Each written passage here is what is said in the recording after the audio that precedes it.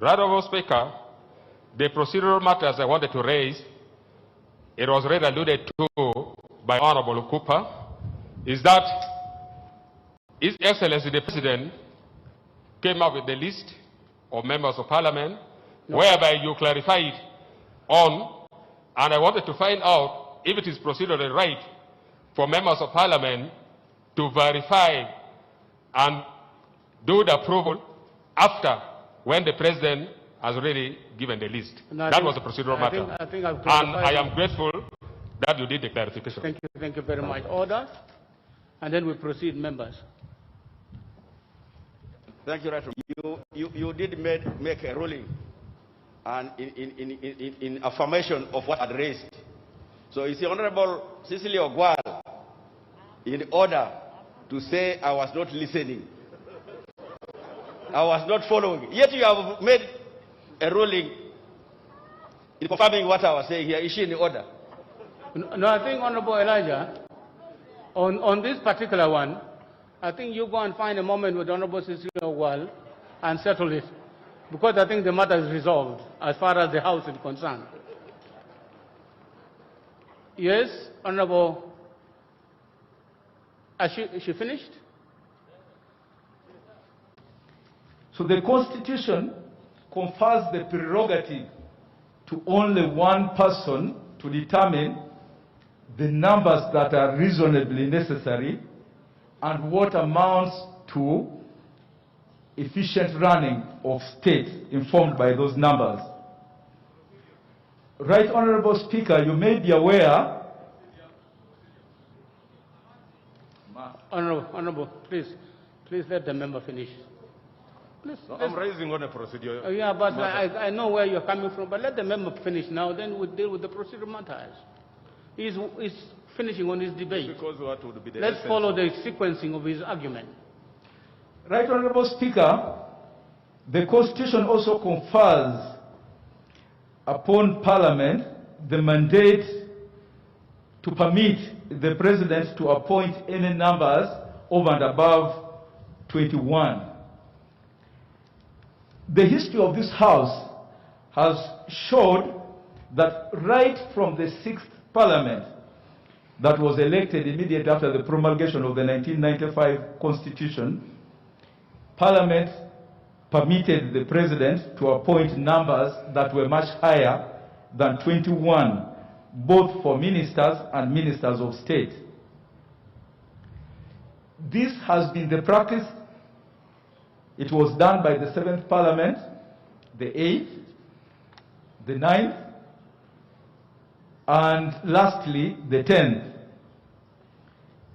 By the time we go to the 10th Parliament, the threshold had increased from 21 ministers to 30. And for other ministers that are popularly known as ministers of state, the numbers had increased from 21 to 49, making a total of 79 ministers and other ministers. Right, Honorable Speaker, the President proposes to appoint one more Minister of State in charge of the elderly, and I'm going to give a justification for this. You may be aware, Right, Honorable Speaker, that we have just come out of the presidential and general elections, where the President, Yoweri Kaguta Museveni, was elected overwhelmingly by the people of Uganda.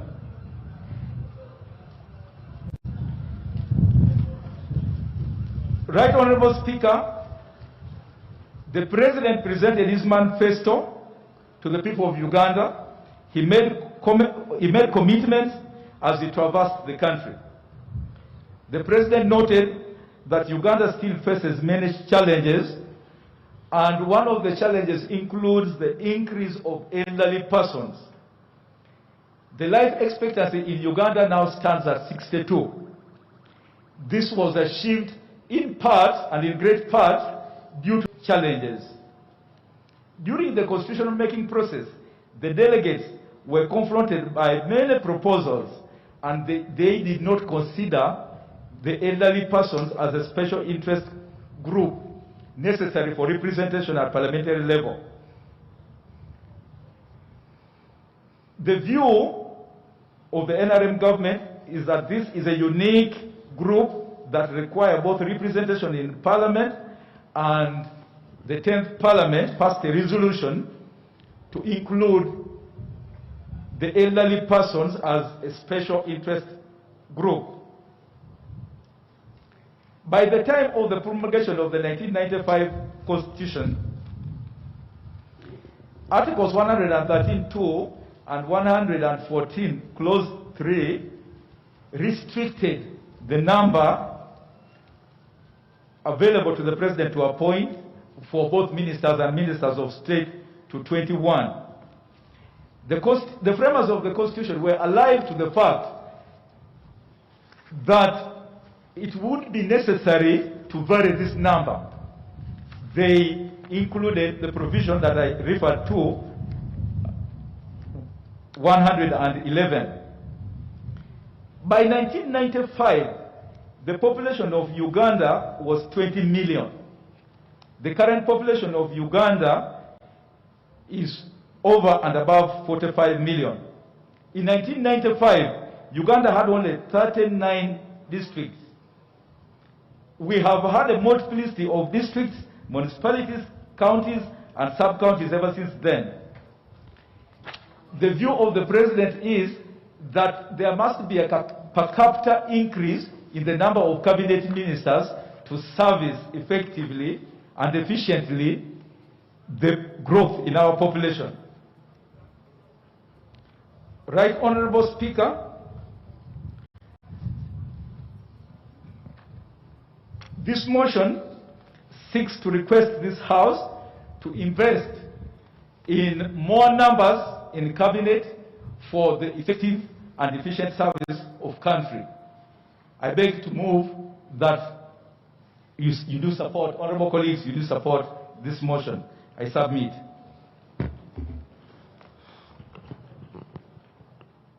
Any addition from the seconder? I propose the question for debate now. Right, Honorable Speaker, I have seconded this motion not because of the platform or the policy package that was presented by the NRM that led to the election of the President and MPs present here. I supported this motion because of specific reasons that we are all aware of. Right, Honorable Speaker, when you look around the House, you look around the documents which has recorded the number of the members of the 11th Parliament, it is very hard to find remnants of the Constituent Assembly. But it looks as if I'm a lone remnant of the Constituent Assembly. And I stand here to apologize that at the time when we were debating the 1995 Constitution, we had not focused seriously on the unique needs of the elderly. So whereas we catered for the needs of other interest groups, we did not cater for the elderly. And right, Honorable Speaker, I would like to remind the Member of Parliament that right now we have 5 parties represented in this House. By order of existence, we have UPC, DP, PPP, JEMA, and NOP. And NOP right now is leading the opposition in the House. That's how democracy works. So we, the opposition, are practicing practical democracy, where you see tangible change. Right, Honorable Speaker, the country is yet to see regular elections leading us to peaceful change of regime, peaceful change of government. That's what the country is praying for. But as for now, Right Honorable Speaker, it is important that we have legal framework and policies that takes care of the elderly. The elderly are suffering. You are all representatives of the people of Uganda. In your various areas, you know that there are many people who have reached the age of 65 and they are dying because of high blood pressure, diabetes, because there is no legal requirement that takes care of their unique needs. It is important that we begin to focus on that. I'm appreciative of the fact that the government has come up with the SEC program. But the SEC program is not adequate, it's still lacking legal requirements and policies. So, Right Honorable Speaker, I stand here to request that we should not only allow the 5 members of parliament to enter parliament, and we don't provide adequately for that particular sector. Much as we have allowed the 5 members of parliament to come, as per the motion I moved on the 4th of August last year. And I'm very grateful to parliament. Nobody opposed that motion. Very few, except 1 or 2 people who did not oppose, not because they were opposing it, but because of other issues which were resolved. But it was popularly approved, and now today we have 5 members representing the elderly. It would therefore be fair that we follow up that motion with a ministry set up to ensure that we come up with legal framework and policies and programs that uniquely takes care of the elderly. Right Honorable Speaker, I beg to request the appointing authority that while making the appointment, we also need to know how the deployment is being done and whether the deployment actually takes care of all the areas that members of parliament are concerned with. So I beg to move, Right Honorable Speaker, that this motion be approved. And I want to assure my fellow members of the opposition, in your area, particularly in Dokolo, people are complaining that the age of 60, the age of 80 is not favorable for them because of the suffering that those people have been subjected to for many years. Many of our old people die at the age of 60, 70. By 80, you rarely find old men and old women of 80. So they are requesting that the age be lowered to 60, and so that they can benefit from the SEG. And this is the voice of all the people across the country. So, Right Honorable Speaker, I beg for a popular support of this motion so that the elderly can be taken care of. I beg to submit. Thank you very much, honorable members. The question that I propose to you now for debate is for a resolution of Parliament to vary the number of cabinet ministers and other ministers in accordance with Article 113 and Article 114 of the Constitution of the Republic of Uganda. The specific request is to vary by 30 in the case of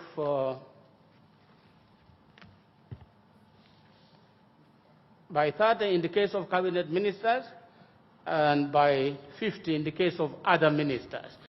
That is the motion for your debate, and debate starts now. You have to be a bit visible because it's difficult in this kind of light, and let's try to keep our comments sharp and short. Yes. Honorable Sewungu. Thank you, Honorable Speaker. I want to thank the mover of the motion, Honorable Fox Odey, who is actually not a beneficiary of this motion. And, Honorable Speaker, I'm against the motion. Honorable Speaker, I'm disputing what the Honorable Member, Honorable Fox Odey, has said. We don't determine ministers by the fact of having a big population, Honorable Speaker. When you go to Kenya, Kenya has over 70 million people, and they have 23 ministers. Tanzania is above 100 million people. They have 19 ministers. Even Burundi, which is gaining democracy of recent, has less than 20 ministers. Rather, no Speaker, I've been in this parliament. Ministers are never here.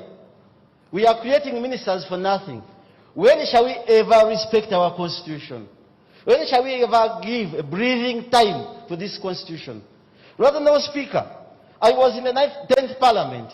We had a minister who was appointed by the president, an ex-official, from somewhere, I think, Bunyoro, to become as a minister for the elderly. We vetted that minister, Honorable Speaker. You were our boss by then, as of then. This lady never had qualifications. And we spent 5 years without that ministry. Honorable Kawafunzachi was a minister, Honorable Speaker. And she had to step down because of her problems he had by that time. The ministry remained vacant for all that time, and there was no effect against it. We are putting a lot of money on the administrative costs for nothing. Honorable Speaker, as I conclude, 80 ministers is a cost on Ugandans. We want to improve schools. We want to deal with the COVID. Ministers don't attend the parliament. Some of them come on the doors throughout. Even if you make an analysis of all those ministers, some have not attended. Recently, I attended a function where a minister came, but even the NRM supporters never knew the minister. They were asking me, Honorable Sewong, who is that one? I told them, just look at the flag of the car. It might be somebody similar to a minister. So we cannot just continue rubber stamping everything for the sake of impressing others. Honorable Speaker, let us look at this country. Where are we putting all these ministers who are not appearing? We are going to pass the Prime Minister. They don't appear in Parliament. Some of them have never said, even laid a statement on that table. Why do we want these ministers at the cost of Ugandans who are suffering? Are we giving them cars and airtime? Honorable members, revisit your constituencies, revisit your homes, revisit those people who voted you, and determine whether you need 80 ministers. Kenya is moving faster. Tanzania is moving faster with a low number of ministers. Uganda, 80 ministers. RDCs, those administrative costs I cannot support as a member of parliament from Kalungu West. Thank you, Honorable Speaker. And I pledge, I beseech you not to support this motion. Thank you, Honorable Speaker. Can I have the Honorable Musila John. Musila? Right, Honorable Speaker, thank you. Vubulo East, I raise to support the motion. I may not go to all allusions of the law, procedures, the constitution, and whatever, but the move of the motion, Honorable Doi, and the seconder touch my side, especially that those of us who represent rural constituencies with the elderly people. I wouldn't really think that Honorable Sewong would talk about this, especially when he knows that this country has a very large population now aging. Right, Honorable Speaker, you are yourself within the age of almost moving towards that age of elderly. I raise therefore to support fully the motion having been proposed and seconded by those who did that, fully that we move just only one. In any case, Honorable Speaker, you have been in this parliament. I'm just new, this is my first time. You did it the other time. Why can't we do it today? And especially that is only one. Who knows in the future, I'm a Rastaman. Possibly we will have some Rastaman also appointed towards that kind of thing. I beg to move. Thank you, sir. Honorable Nabeshe. Thank you, Right Honorable Speaker. Right Honorable Speaker, as you recall, I had already rushed to the mic here to raise a procedural matter in the course of submission, or rather, when the move of the motion was still submitting.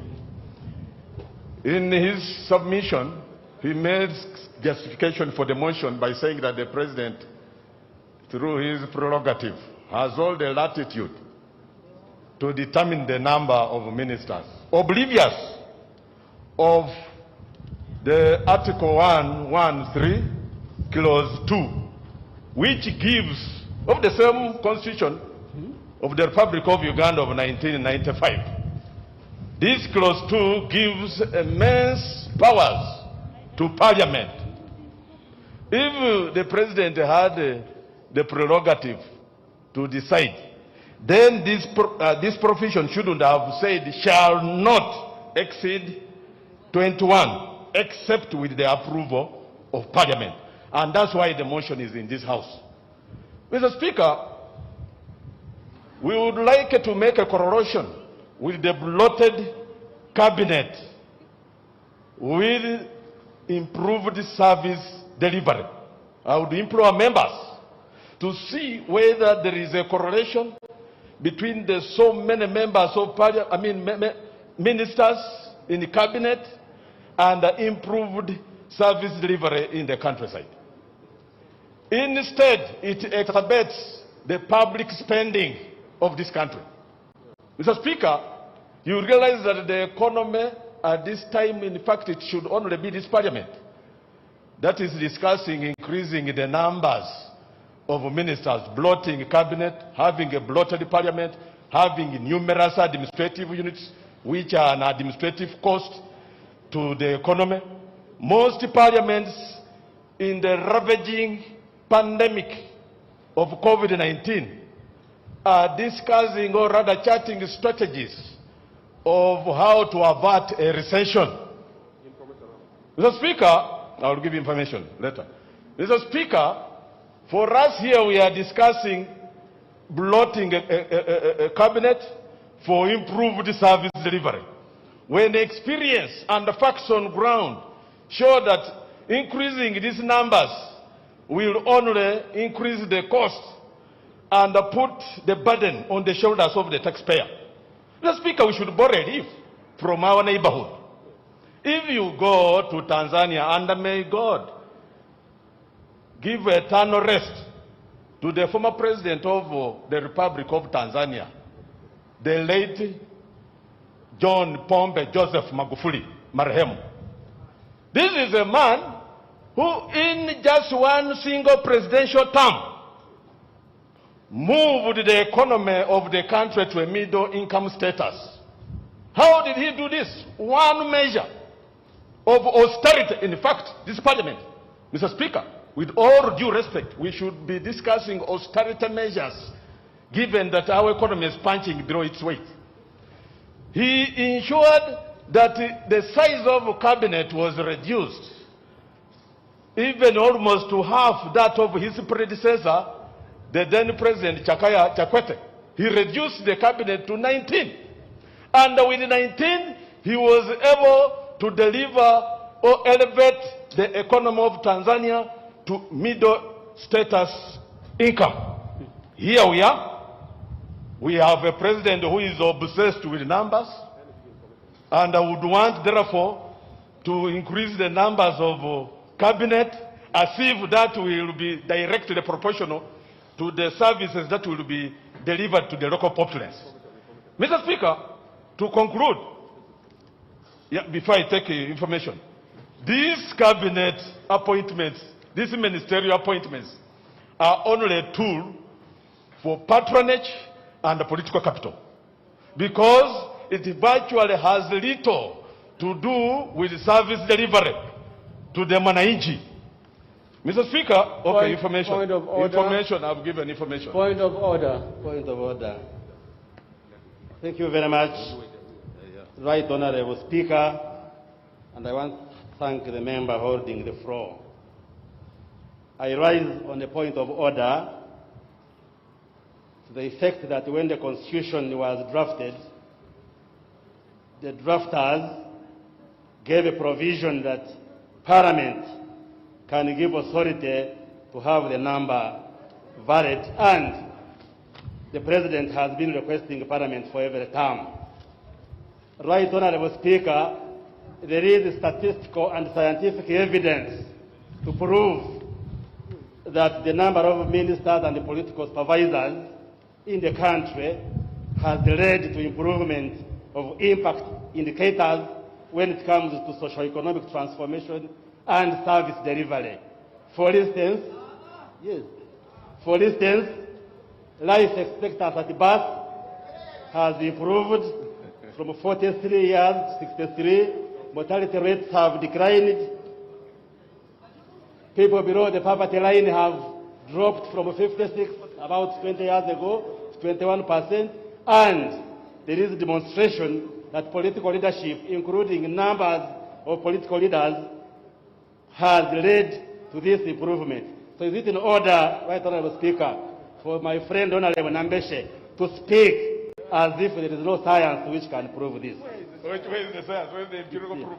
Honorable Member, I think that's a matter of differences of opinion. I could not rule the member out of order. That is his opinion, and that is yours. Please wind up. Yeah, thank you, Mr. Speaker. But you see, the leadership accord stipulates very clearly that someone with vested interest, selfish interest, like the Honorable Proceed, Honorable. Bariamonsi, should not even have participated in the deliberations of this matter. But, Mr. Speaker, as I conclude, information. Honorable members, please, this is a very simple debate. Yes, let him finish, you'll speak. Okay, Master Blade. Okay. As I conclude, Mr. Speaker, I would like to take members of this 11th Parliament down memory lane, so that you do not allow to be used as rubber stamps to approve executive decisions, even for wrong reasons. Mr. Speaker, the attrition rate of the 10th Parliament was extremely high, above 75%, not only of members of Parliament, but also ministers. Are you suggesting that because the ministers were many, so the attrition rates were high? No, I'm not prophesying doom. Oh, but is that what you're saying? What I'm saying is that, Mr. Speaker, I think you should wind up. I'm winding up. Wind up. Mr. Speaker, I'm saying that members ought to be very cautious in their minds and hearts of hearts in approving this list. In fact, I expected the President to revise it downwards, to vary the numbers, like his late friend who passed away, but that he is varying the total number upwards. Mr. Speaker, this 11th Parliament should not be authors of their own misfortune. I beg to submit. Honorable members, it's about that time for our friends from the Muslim faith. I'd like to inform you that provision has been made for you to do your prayers. The time comes, there's a small tent behind the big one where you can go and have your prayers. Honorable members, the following members will speak. And please limit the time before I limit it myself. I'll take the honorable call, listen to the order first, then you start speaking in that order.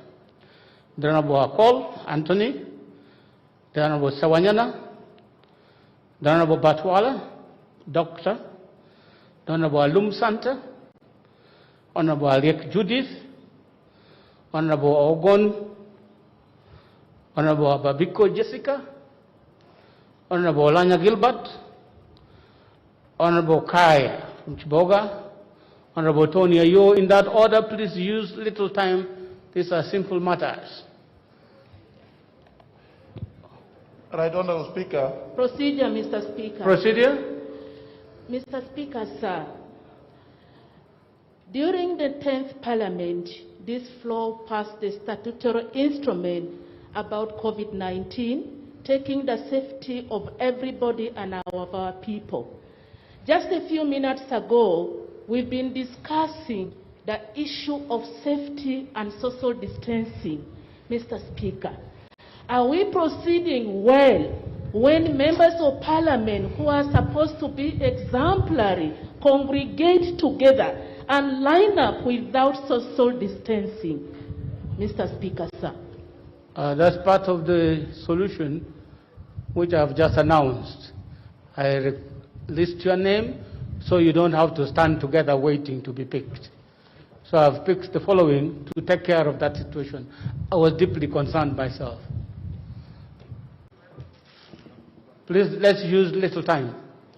Right, Honorable Speaker, I first of all have a lot of respect for Honorable Fox Odoi and Honorable Cecilia. It is very rare for me to disagree with Honorable Cecilia Gwal. She is the elderly and senior. But Right, Honorable Speaker, today, every word that would come from them did not convince me.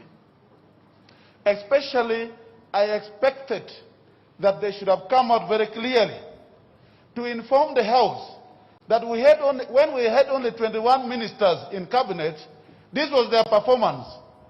Now when we added the figures to this, then the performance increased to this level. This detail did not come out completely. The issue that we need the elderly people to be in this parliament was sorted out. They are members of parliament here. It is not obvious that without creating that office, then there is no elder in this house that can actually be in position to be in any ministries in this country. We are aware that the Ministry of Gender also takes care of the elderly in this country. I therefore don't see a reason as to why we are insisting that we should increase the number of the ministers, especially the fact that the Constitution talk about only 21 numbers. By now, if we are supposed to do something different, what are we doing different as 11th Parliament? It should start now. And we have the authority. It is coming from the Constitution of the Republic of Uganda. Those who are saying that it is upon the President to decide, to see how many people he should work with, you should ask yourself, first of all, I know some of us are beneficiaries, and they are here in the House. And I'm sorry for my friends who are not happy about what I'm saying. Ask yourself, how can we help the President to do things differently? We cannot go and do the same thing year in and year out, and we expect some different in what comes out from our performance. Especially when we are talking about the COVID-19 situation now. We should be asking ourselves, if we are faced with these challenges of COVID-19, what are we reducing in terms of the cost in the country? Because what is important always when you are faced with this kind of challenge, you look at how can you reduce the cost, or how can you increase the revenue. How are you going to increase the revenue to accommodate the more ministers we are putting in place? That should have come out. Now, if this is a problem we are facing, we should work to reduce the cost in the country. And it must start now, and it should be today. So that the rest of the country, people who are watching us, should know that this 11th Parliament is doing something different from what used to be done. The issue should not be that it is a ritual that every time the Parliament comes, we should increase the number of ministers that comes to serve this nation. It has been stated here, and Right Honourable Speaker, I know you have been on record when you are sharing this House, where sometimes you adjourn the House when the ministers are not in the House. The business cannot continue. That will tell you clearly that the number of people that not actually transform to the performance of the people. In my language, Uyoma Paul Pegoloat, many rats cannot do good work building the houses. So we have to look into this and sort it now. And it should start today so that the rest of the country see the 11th Parliament is serious and we are doing business differently. It is not business as usual. Thank you very much. Honorable Savanyana. Thank you, Right Honourable Speaker. I also join my voice to those voices before to congratulate you upon that office and your deputy. Right Honourable Speaker, I'm against that motion of increasing the ministers to 80 ministers in this country. Right Honourable Speaker, as we can see, everyone here is alluding to the fact that there is need to cost cut, and especially the costs that do go to the administration of this country. We are in the pandemic times. The country doesn't have enough money, as it has been sung by the president of this country. The country is geared towards another lockdown, but only to hear that Parliament has again increased the number of ministers to 80. You promised us that this will be another Parliament that will be doing things very differently. We want to be starting today to do these things very differently by not allowing such to happen under your chair. Right Honourable Speaker, we have always had the President introducing ministries that are a copycat, a duplication of some ministries, without roles different to the existing ministries. We have had the ministers without portfolio. We have had the minister of general duties. We don't know which kind of duties are general, but those are some of the ministers that we would want to create today. There are some positions that the president has rendered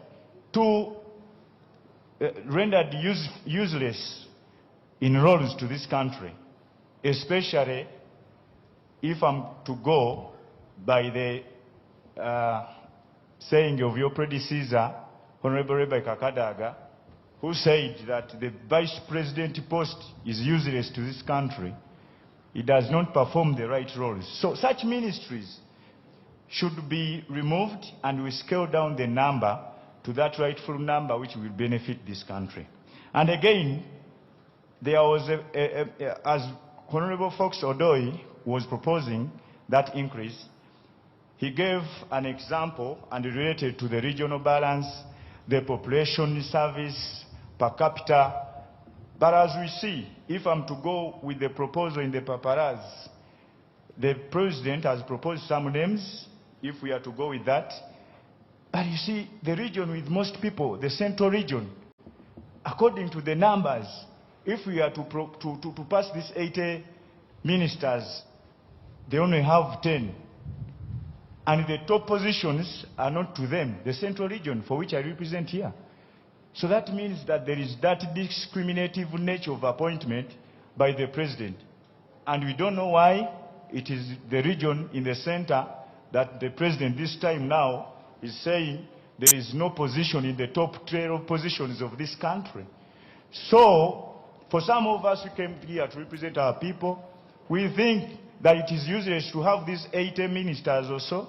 Let us have the 20 or 30 but can give us service without considering so many reasons, but considering the nature of this country, the economy of this country, and even the way the president behaves in appointing his ministers, not based on what the people need, but based on what he needs as the fountain of honor. I beg to move. Padwala. Yeah, thank you, Right Honorable Speaker. My name is Dr. Batua. Yeah, thank you. I oppose the motion, but most importantly, I congratulate all those who were appointed for the various offices, and I rise not to draw enmity or envy, but to advise the nation. I'm one of those parliamentarians who take this as an important privilege and opportunity to get into this house and debate as a way of building our nation. Right, Honorable Speaker, if at all the State of Nation address was a very important address, as it is, and as I do believe it is, because the law requires us to listen to the President in silence. If there is anything that I shouldn't forget, it is when he talked about the economy of this country. He particularly stated it to us that the GDP of this country was to be 6%, but because of COVID, it reduced to 3%.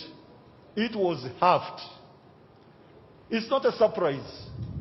So many things have gone by half due to COVID in this country. The period or the progress of education has reduced by half. A student who would take a year to complete a class is taking 2 years. Working time has been reduced. Boda bodas only work up to 6, yet they would want to work overnight. So we are making our arguments against the evidence of COVID, which is not a simple matter. It is therefore here that I want to proceed under Rule 61, amendments to motion, sub-rule 1. When a motion is under consideration in the House or in the committee of the whole House, an amendment may be proposed to the motion if it is relevant to the motion. Right, Honorable Speaker, I propose that we, at the moment, permit 21 cabinet ministers, as it is in the Constitution, Article 112, and the 21 state ministers, for such a period as to when the cabinet minister in charge of health will ably inform us that the country is relieved, greatly relieved, of the constraints that are bestowed on us by COVID. And it is at that moment that we gather and consider whether we stretch the cabinet further or not. It is today that the country is going to be half-locked. So meaning they will not even be able to execute work. People are not going to be allowed to cross from one district to another. But this is not permanent. It will be temporary. And it is at the discretion of the Minister of Health, of course with our medical opinion, that we shall know when to handle this. Right Honourable Speaker, under Sub-Rule 4, an amendment shall not be permitted if, in the opinion of the Speaker, it substantially alters the principle of the question proposed. I'm overwhelmingly convinced that this amendment is not altering the question you put to the House, because I'm in agreement that yes, we should today pass ministers, but my amendment is on the number. 21 should pass, the rest should await the statement of the Minister of Health on COVID. I beg to move that motion. Honourable Member, your motion actually, just like you have stated, alters the fundamentals of this motion. It's not acceptable for now. Honourable Alum Santa. Thank you, Right Honourable Speaker, and I also congratulate Honourable Alum Santa. I picked Honourable Alum Santa. Okay, sorry.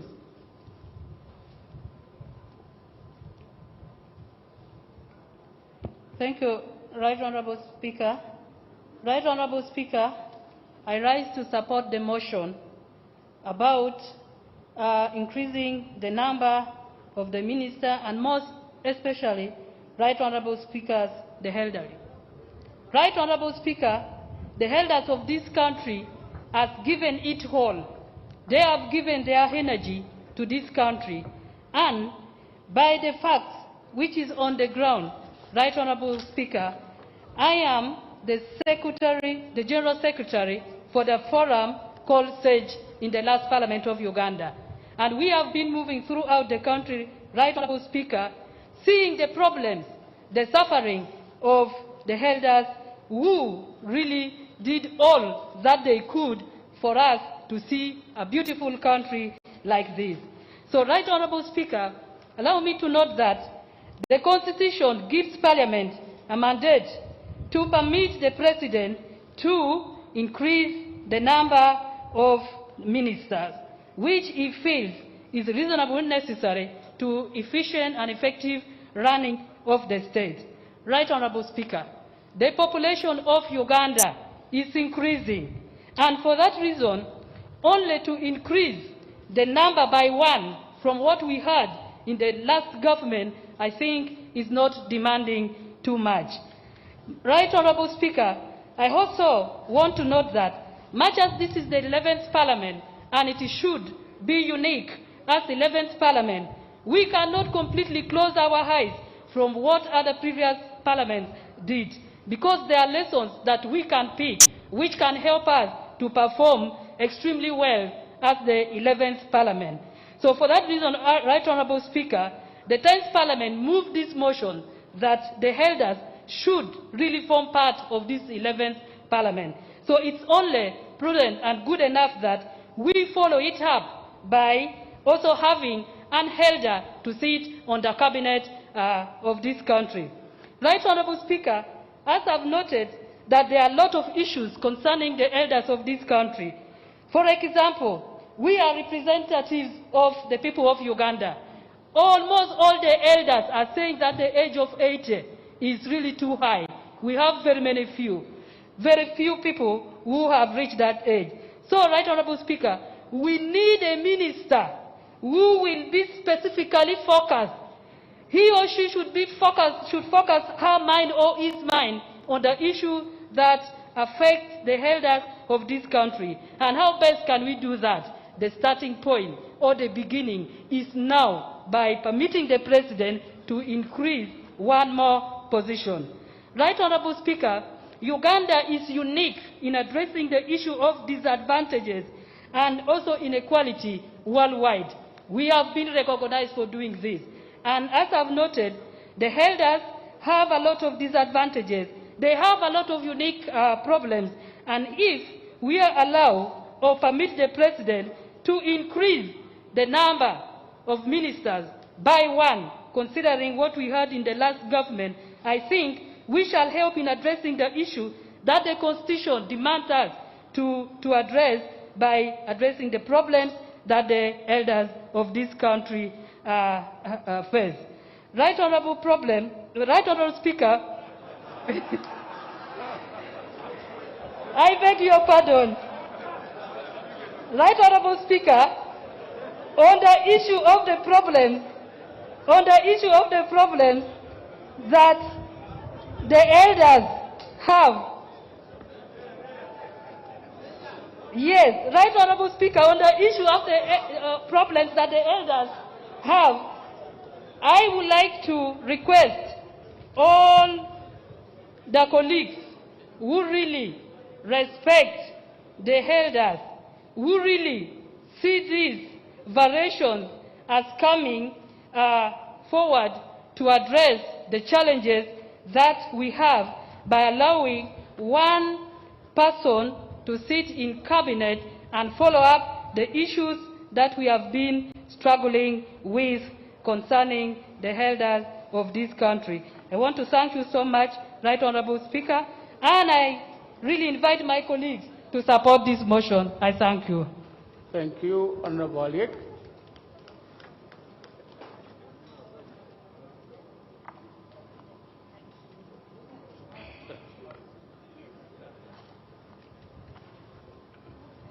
Thank you, Right Honorable Speaker, for giving me this opportunity to add my voice on the motion that has just been moved. But before I proceed, Right Honorable Speaker, it has been a common practice that we have sanitizers around here, so that as we come to speak here, we should have to sanitize ourselves. I don't see the staff of Parliament sanitizing the microphones that we are using. We are not safe, Right Honorable Speaker. Right Honorable Speaker, I would like to thank the mover of this motion, Honorable Fox Odoi, and the seconder, Honorable Hatat Cecilia Ogwal. If you are in this Parliament and you are discussing this motion and you have never been with an elder, wherever you come from, Right Honorable Speaker, then you cannot support this motion. You cannot. We have moved, we have lived with the elders in our various societies where we come from. We have seen the situations where our elders live in. This is something that we should take at heart, because what we have seen and what we have experienced to the age that we are in right now, and we are aware that we are moving towards becoming elders in the near future, then we have to think twice about supporting this motion, Right Honorable Speaker. There should be a docket for the elderly, sincerely, in this country.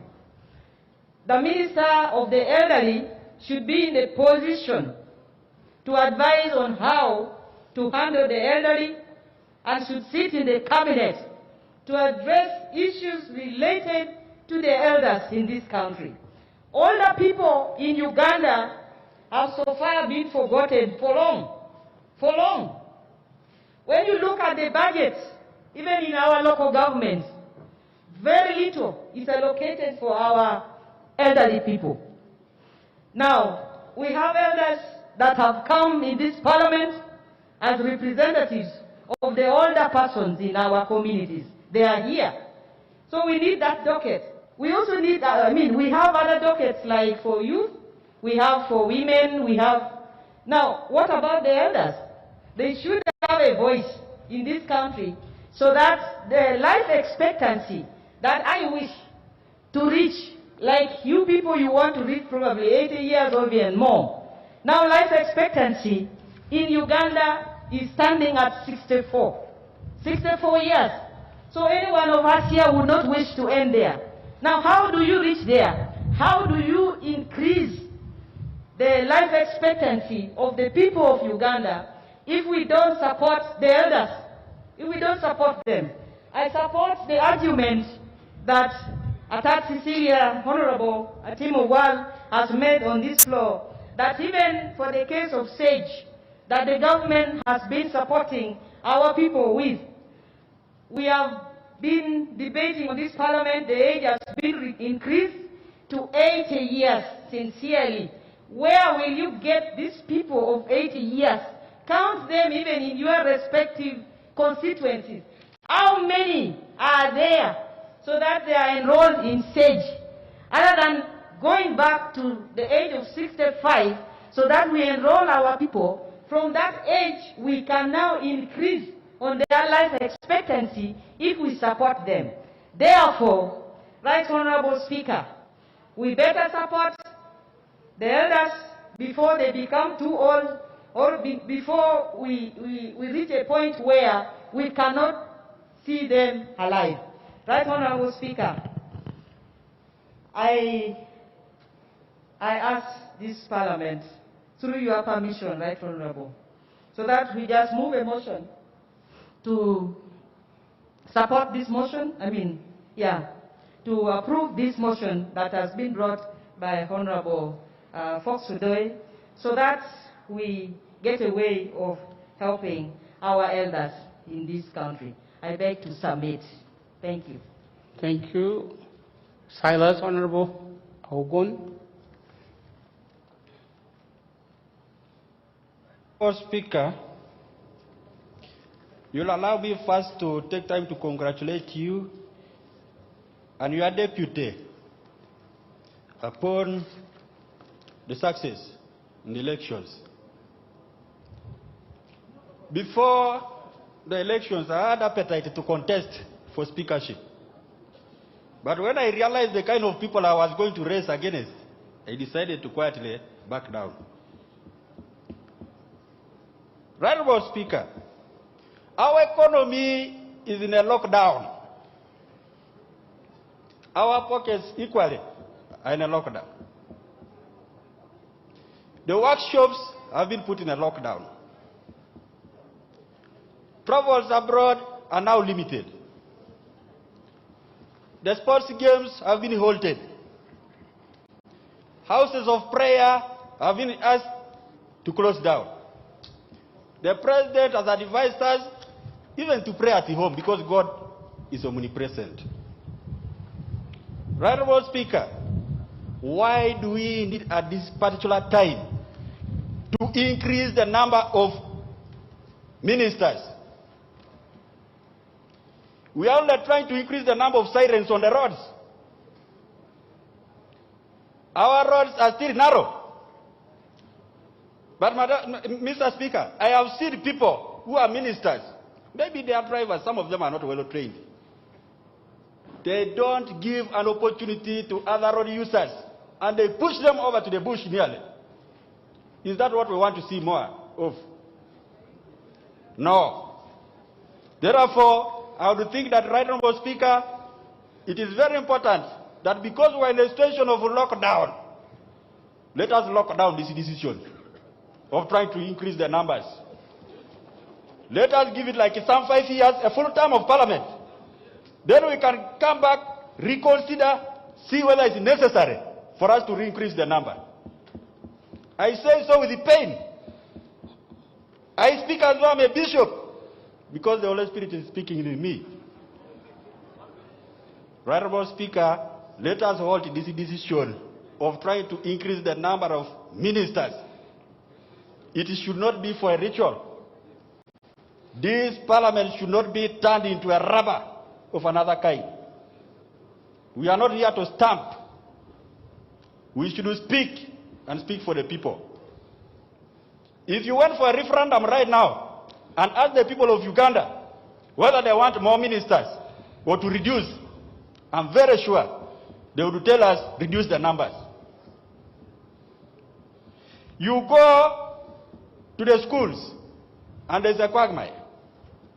Right now, Speaker, students today have been pushed back home because of COVID. After parents paying fees, just 1 week, they are saying you are going back home. Next time they will go back, they will say, pay again. That is the situation where we are. Do we need to increase the numbers? Do we need all these numbers? Is it for a ceremony? No. Therefore, Right Honorable Speaker, I'm pledging to commit myself to work with the few numbers, the lucky few. Even if you are 21, you'll be able to deliver. If I was given the opportunity to pick a few of the 80, I know my 21, based on what they do. But because it is the president, I don't want to talk about it. Right Honorable Speaker, therefore, I want to say I reject the motion. I do not support that wrong idea. I support the sentiments of this country that let us have a lean cabinet, but also in the future there might be need to consider downsizing in the size of this parliament.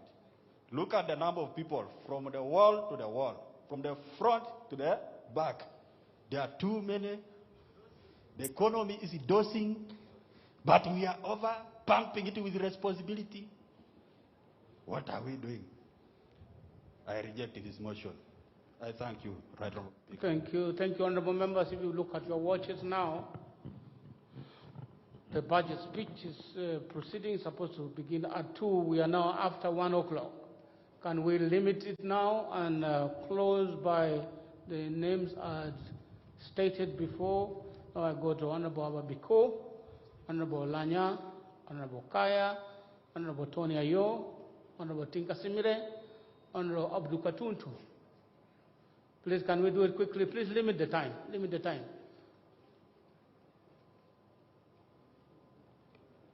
Thank you, Right Honorable Speaker, for this opportunity. I want to thank the mover of this motion. I am therefore here to second this motion. Right Honorable Speaker and colleagues, I want to appreciate the framers of our Constitution.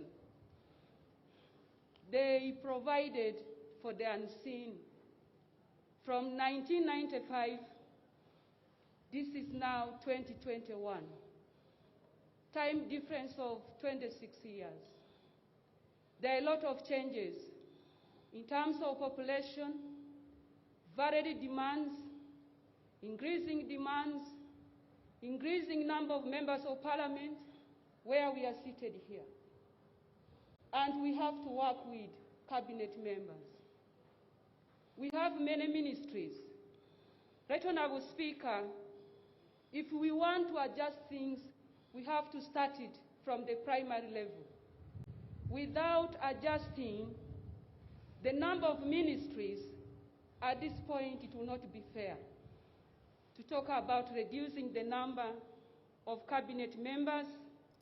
Right Honorable Speaker, therefore I want to thank the framers.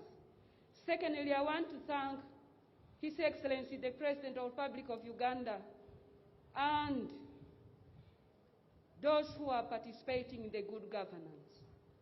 Our people are so happy because of the inclusive governance of this country. The inclusiveness has brought on board all special interest groups. You can name them, and that also includes our elders. I come from Adjuman district, Right Honorable Speaker. The first assignment my elders gave me is go to Parliament, present our challenges, discuss with the structures to provide solutions to their problems. Right Honorable Speaker, Therefore, we need that provision where we shall have a person designated to whom we can present our issues from our constituencies. Right Honorable Speaker, I want to thank all the members. We are here determining numbers. We are not determining individuals for positions. Right Honorable Speaker, therefore, to me it will not be fair for us to refer to poor performances as an attachment in determination of this motion. Right Honorable Speaker, I pray that we support this and we add this one number. This to me is a response to our cry as persons with disabilities. Right Honorable Speaker, we met His Excellency the President of the Republic of Uganda. We made a request that based on our uniqueness as persons with disabilities, merging us with elders will disadvantage us. Therefore, as we are debating this proposal, I know persons with disabilities and elders are receiving their response. Therefore, I highly support this motion. Right Honorable Speaker and colleagues, debating and handling things differently does not mean that you should always dissent, because we are providing justifications on why this number should go up by 1. And people are stating the reasons as to why this number has to be added. Therefore, I strongly believe that this shift is a positive shift. It is not just a change that people are opting for. Therefore, I thank His Excellency the President, my colleagues, in supporting this motion. Thank you so much. Honorable Lanya. Thank you, Right Honorable Speaker. Right Honorable Speaker, allow me to join my colleagues for congratulating you for having been elected democratically as the Speaker of the 11th Parliament. I congratulate you, Right Honorable Speaker. Right Honorable Speaker, looking at the matter in point, we need to ask ourselves as the country, at this particular time, given the situation, is it relevant for Parliament to be discussing increasing the numbers of ministers at this particular time? Right Honorable Speaker, we are not in a normal situation, as you stated. Right now, the economy is down. Private sector is down. Right now, if you look at what is happening in the hospitals around the country, there are no oxygen cylinders. People are suffering, people are dying. But for us as members of Parliament, we are discussing varying the numbers of ministers. The cabinet ministers from 21 to 30, and the state ministers. Right Honorable Speaker, looking at this situation, let us try to be serious as members of Parliament. Somebody is talking of age. Right Honorable Speaker, if you look at the appointed ministers and those who serve in the 10th Parliament, age has already been catered for. Let me give you an example. Look at General Moses Sali. He has been in the cabinet all along. Look at the head of states, His Excellency the President. He is there. Look at Tom Butime, among others. If we talk of age, I am telling you, I can confirm that 30% of our cabinet ministers, including the head of state, are elderly. Therefore, when we are reasoning, we should not think that the president may appoint someone who is elderly in that particular position.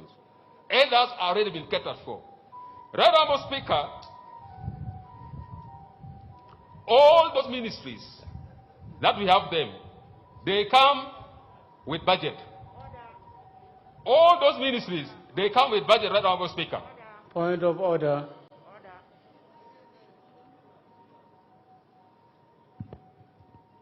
Right Honorable Speaker, I feel very uncomfortable to order a colleague. But It is very, very unfair and selfish for the member to say, because Right Honorable Deputy Prime Minister Moses Ali is elderly, the President is elderly, and so on. Therefore, they should take care of the elderly program. Right Honorable Speaker, we are here on a motion which has been proposed and framed based on the law. We are saying we need a docket for the elderly that can design legal framework, that can design the policies and programs that takes care of the elderly, that can monitor and evaluate the work done for the elderly. And if the president is not given that specific assignment, if Moses Ali is not given that specific assignment, how do you expect Moses Ali to come up with the framework? Right Honorable Speaker, I'm on order. I ordered the previous speaker. The point so of right, order. Is it therefore in order to expect ministers who are appointed for other assignment to be dealing with the elderly when that is not part of their assignment in their dockets? So is the Honorable Gilbert Olanya in order to expect that Honorable Moses Ali and the President should be coming up with a framework to deal with the elderly? Is he in order? I think each time a minister is appointed, they are given their schedule of duties. I don't know which particular one was handling the elderly. It was generally under the Ministry of Gender, Labor and Social Development. There was no specific one which was taking care of this. We had for youth, workers, and all those were there. Thank you, Right Honourable Speaker. Please wind up. Thank you for your wise ruling. Right Honourable Speaker, I thank Honourable Mark Cecilia, but she should note that we are discussing the motion number 7.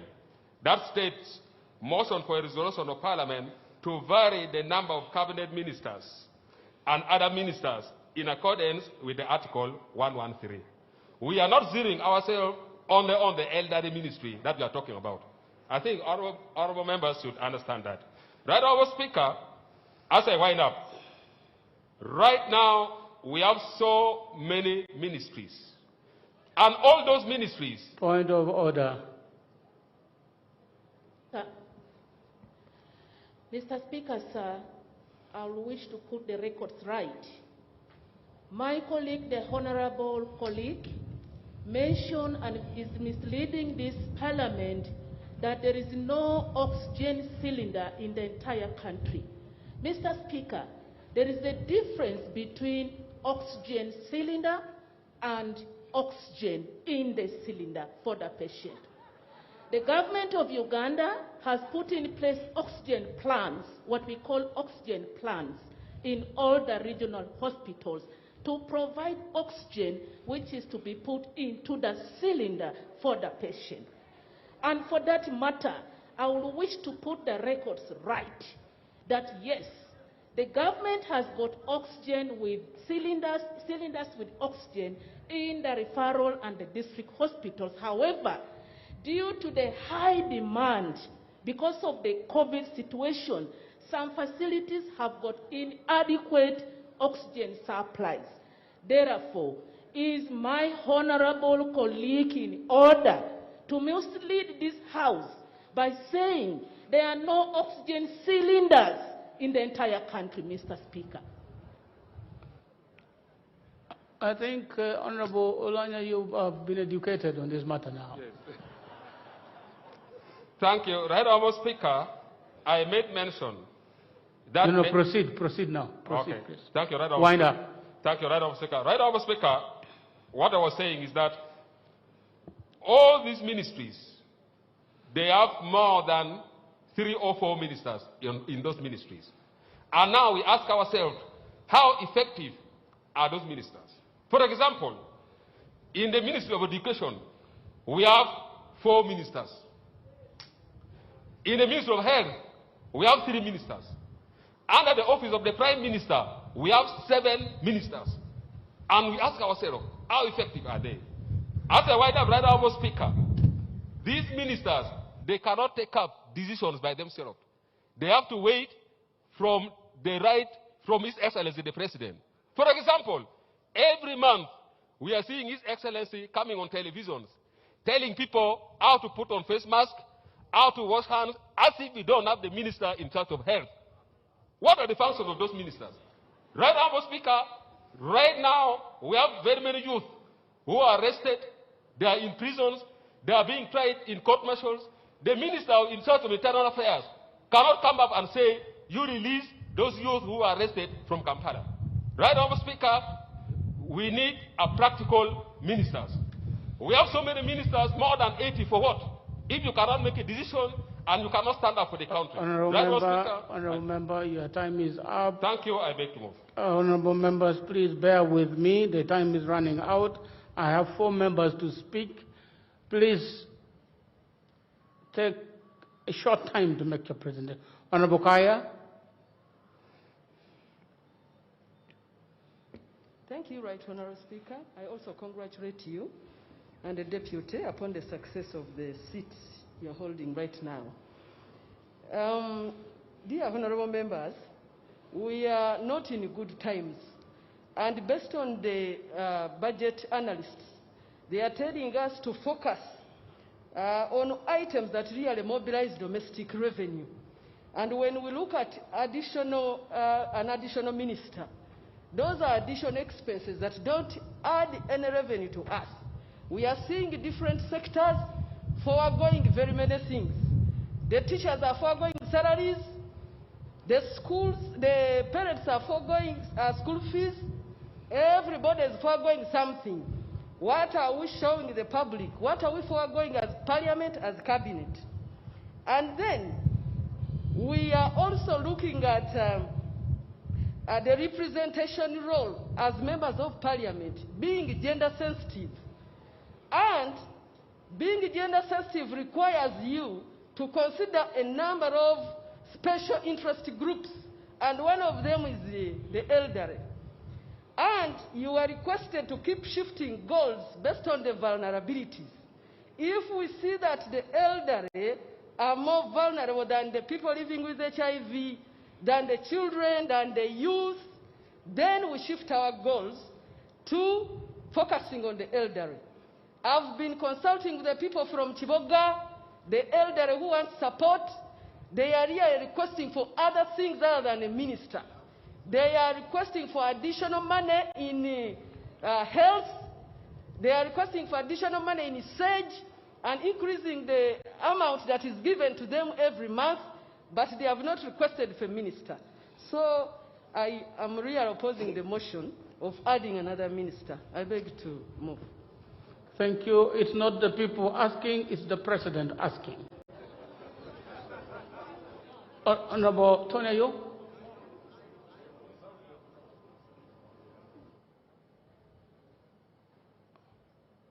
Briefly, please.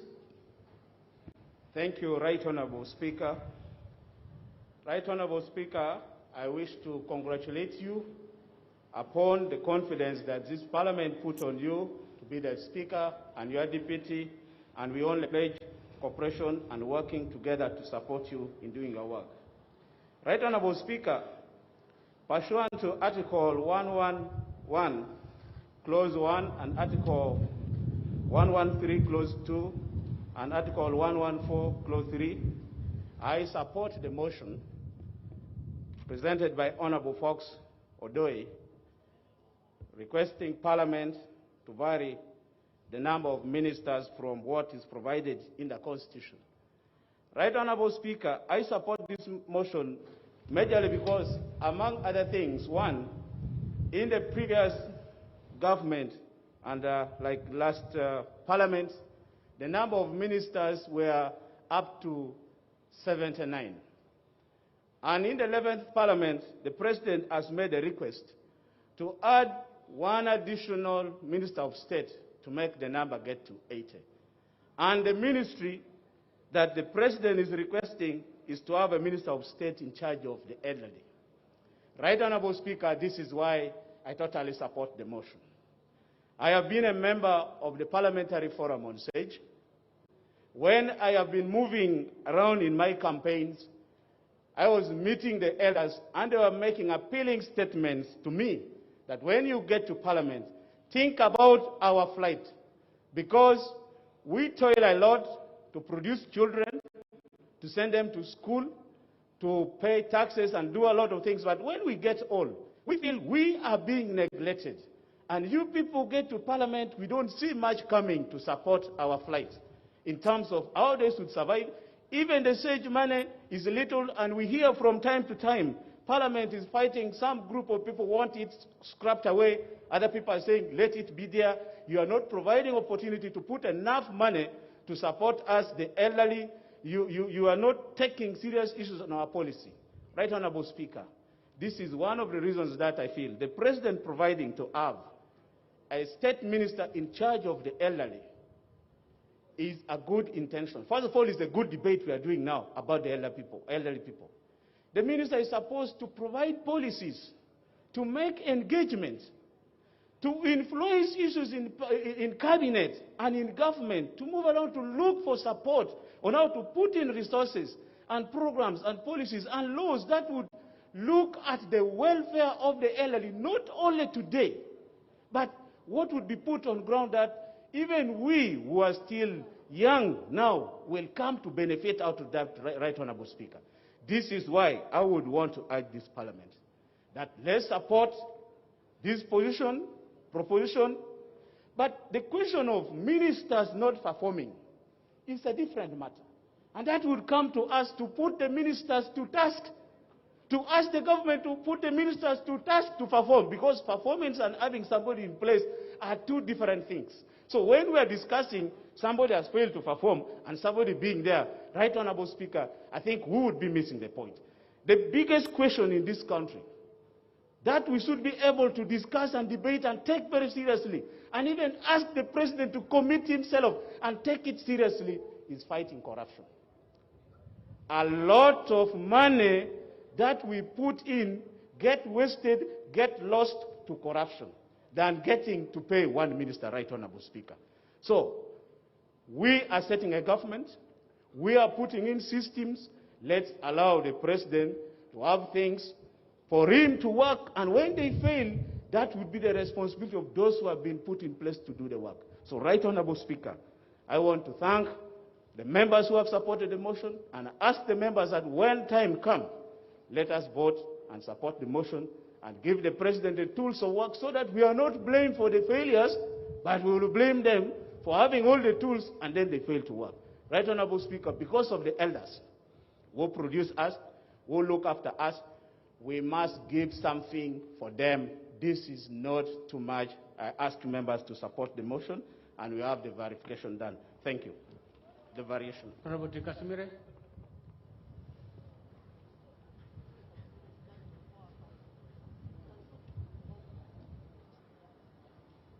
Is he here?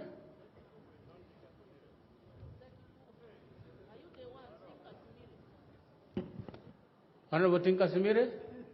Right Honorable Speaker, I'm moving to inform your Honorable Chair. No. That Honorable Tinka is not around. No, then but our rules. You are not the right person. Please. Honorable, you know the rules. Yes, can I say the speakers here are not caught you. But he has been called for an emergency, and rules 7 and 8 put me in the best position. Honorable Abdul Katuntu.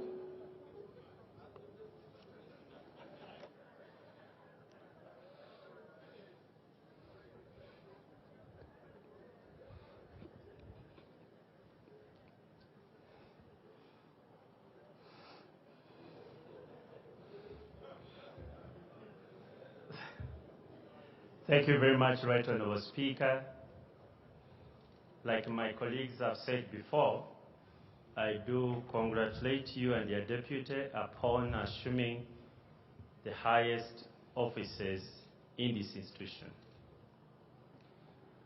I have been a little bit uneasy with the general trend of the debate because, one, Right Honorable Speaker, we've been debating generally. And this arises out of the move of the motion because he just sought a blanket approval without going into the details. And that's quite unfortunate.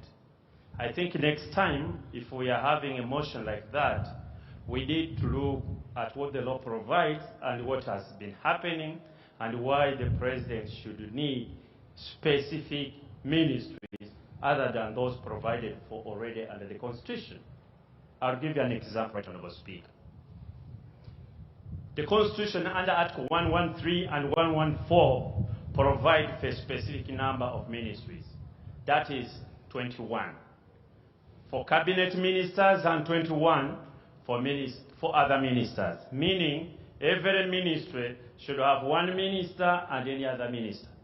At the time of enacting the 1995 Constitution, Right Honorable Speaker, we did not have ministers of state. We instead had deputy ministers. So what the CA envisaged at that time, that you have one minister, for example, of education and a deputy minister of education. The situation has since then changed. And I'll give you an example because I'm speaking for the motion. Let us look at the ministries, Right Honorable Speaker. Ministry of Education. There is one senior minister and two other ministers. Actually, three. There is a minister in charge of sports. There is a minister in charge of primary education and a minister in charge of higher education. Do you think that is unnecessary when we are debating? That you have a senior minister of education and then 2-3 other ministers to handle the sectors within that ministry. Is it unnecessary? Will it be a huge load for this minister to look to handle sports, to handle primary education and secondary education? If you think it will be a huge load, then there is nothing you can do other than revising or seeking permission to approve the variation of the ministers from number 21 to another number. Let us look at defense, for example. You have two deputy ministers or ministers of state. The minister in charge of veterans and then the minister in charge of, state minister in charge of defense. Is it a wastage of resources to have these two political leaders to oversee the sector? Or that's what it should be? Let us look at agriculture, Right Honorable Speaker. You have the senior minister and you have 3 other ministers of state: animal husbandry, fisheries, and agriculture. Is it necessary to have a specific minister in charge of fisheries? Some of you colleagues come from fishing communities. Don't you think it is okay to have a minister in charge of fisheries? Don't you think it's okay for you who come from the cattle corridors to have a minister in charge of animal husbandry?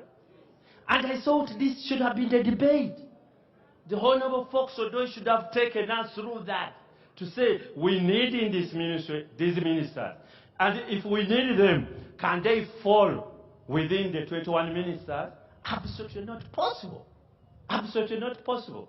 So, I think yes, it's good to raise the worries that the cabinet is becoming too big, such that next time we don't have the president coming again to seek for more and more positions. As of now, I think, Right Honorable Speaker, if you look at the structure as it has been, you will need those ministries. I'm yet to see somebody to come and say, in this ministry, you don't need this one. Let us look at health. I saw Dr. Chen here. Do you need a minister in charge of primary health or you don't? Do you need another state minister in that ministry to do general duties to assist the senior minister or not? I think this is the whole debate. This is what the debate should be. Right Honorable Speaker, from the structure I've seen, because I participated in the debate when we were increasing this number of ministries then, I don't have any problem with the request of Honorable Fox Odoi. However, the Honorable Fox Odoi should have gone further and informed us of the portfolios the President is coming up with, such that we are aware. Many colleagues here were not here in the last Parliament. They don't know how we arrived at these numbers.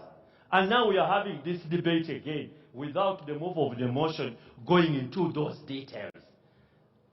I speak for the motion, Right Honourable Speaker.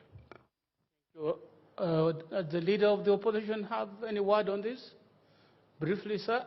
Motion. Right Honourable Speaker. I think let the Leader of the Opposition speak. We close. Thank you, Right Honourable Speaker. Briefly, sir. Yes, sir. Much obliged. Thank you, Right Honourable Speaker. Right Honourable Speaker, I missed the Honourable Fox Odoi in the 10th Parliament. He was known for making earth-moving motions. This particular one was a bit limpy. I don't know whether it was in haste when he brought it. And I'm not sure whether on another day he could bring it the same way. I share the sentiments of the Honourable Abdul Katun, to my senior, that probably the mover could have done better.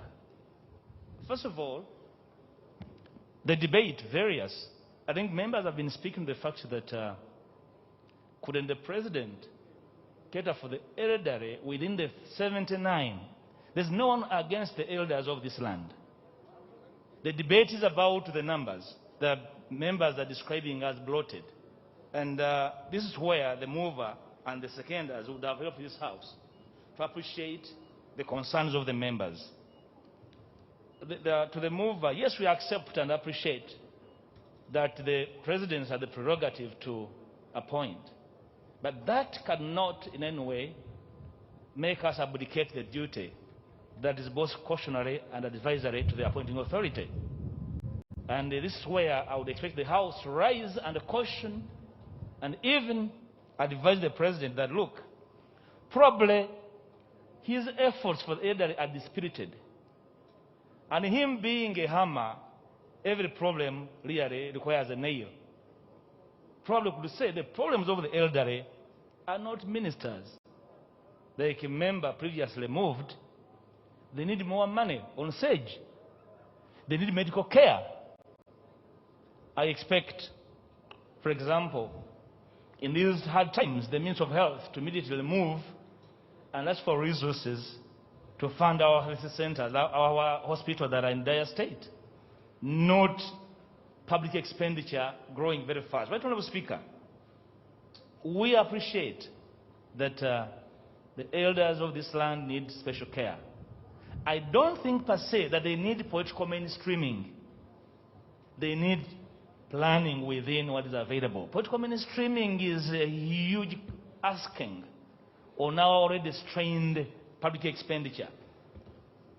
I would need to put the House on notice, Right Honourable Speaker, that going forward, in months to come, I would move a motion, it will be me or somebody from this side, that speaks to looking at the Constitution to reconsider special interest groups in Parliament.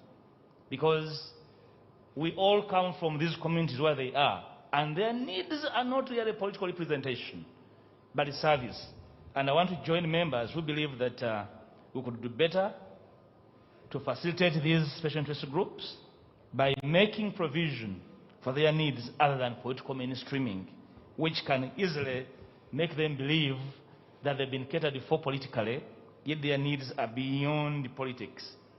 I want to restate, Right Honourable Speaker, that our duty as Parliament is not casual. It's not a peremptory norm that we sit here and approve because it was done from the fixed Parliament. We owe a duty of caution and advice to the appointing authority when we believe that it does not, his interests or his desires may not actually meet his, the objective may not be met by simply rubber stamping. Of course, I appreciate when members cautionary do approve, especially from my right side, because probably the presumption, Right Honourable Speaker, is that it could be me, it could be the other, and therefore the desire to be the ones can be understood. Imat, Cecilio Gwal, I want to assure you, we sit on the same side of the House. I want to assure that This side is for the elderly. We only want to help them better.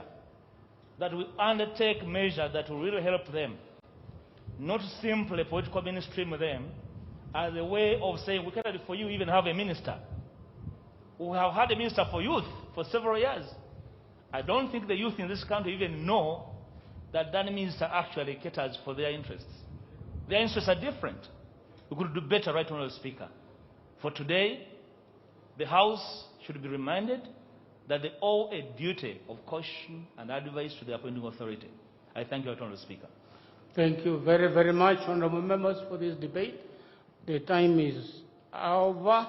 The President is ready to join us for the afternoon session, the budget proceedings. Honourable members, my recollection may not help me much, but let me state it nevertheless.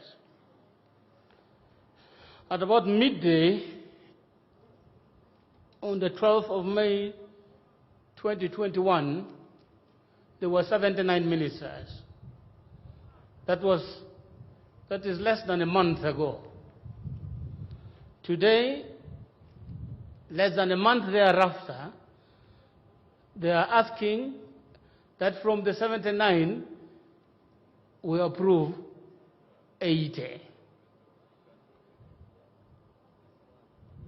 I don't think there's much that has changed between the 12th and today, 10th, to make us change our entire mind about the structure of either 79 or 80. But the debates have been concluded. I now put the question that the motion for resolution of Parliament to vary the number of cabinet ministers and other ministers in accordance with Articles 113 and 114 of the Constitution of the Republic of Uganda be adopted. Will those in favor say aye? To the contrary, no. The ayes have it. Next.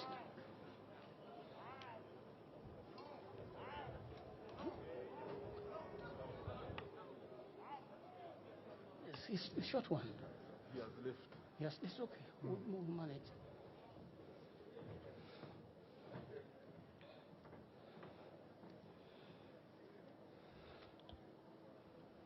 Item number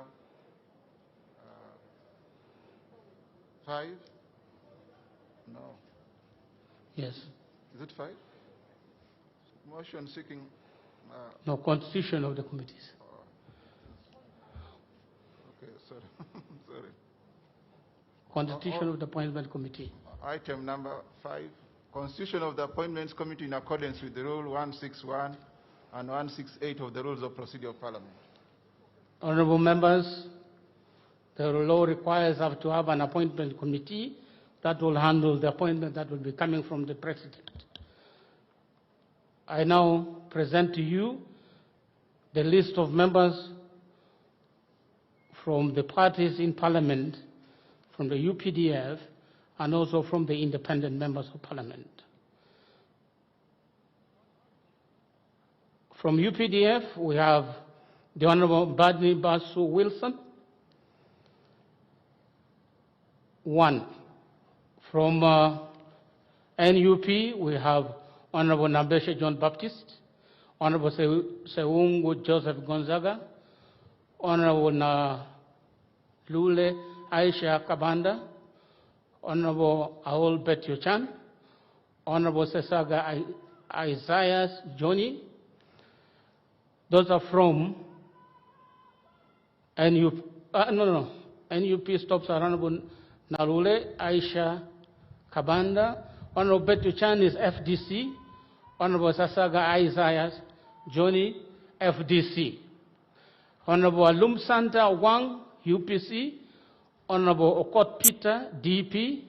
Honourable Basalura Asuman, JEMA. Honourable Okot Santa, PPP. Honourable Kabe Patrick, Independent. Honourable Lamwaka Margaret, Independent. Honourable Rabusheja Margaret, Independent. NRM, Honourable Dr. Kulu Abuka, Honourable Awo Betingola, Honourable Nagumia Claire, Honorable Dr. Asimi Florence Akiki, Honorable Renaito Rokajara, Honorable Kambale Fred Ferigo, Honorable Najuma Sara, Honorable Kabanda David, Honorable Robina Rakojo, Honorable Kubeketeria James, Honorable Oroni Dennis, Honorable Aiko Patrick, Honorable Irene Muloni Nafuna, Honorable Twala Fadil, Honorable Daisy Alex, Honorable Odoe Bernard, and Honorable Catherine Mavenjina Akumu. Those are the names that have been proposed by the different parties and groups in Parliament. I now put the question for the approval of these names. Will those in favor say aye? To the contrary, no. The ayes have it.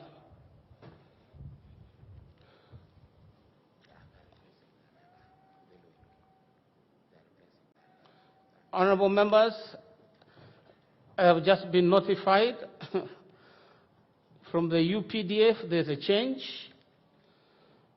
From the UPDF, it's not Honorable Mbandi Mbaso Wilson, it's Honorable Eluelo. I think that's approved by the UPDF representation. I put the question to that amendment that Honorable Eluelo now be a member of the Appointment Committee. Those in favor say aye. To the contrary, no. The ayes have it. Honorable members, this House is suspended, adjourned.